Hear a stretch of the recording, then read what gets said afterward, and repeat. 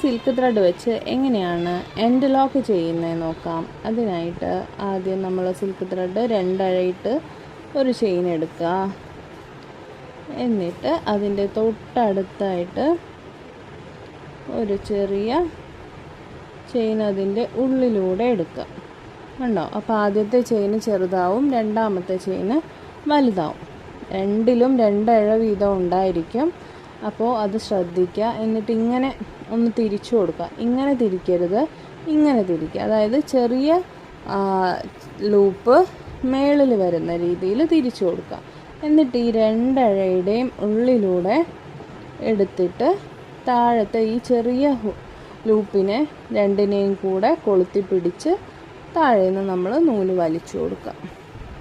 Okay, കെട്ട് ടൈറ്റായി എന്ന് കാണുമ്പോൾ മാത്രം ഹുക്ക് വിട്ട് കൊടുക്കുക. കണ്ടോ? അതവിടെ ലോക്കായിട്ടുണ്ട്. ഒരു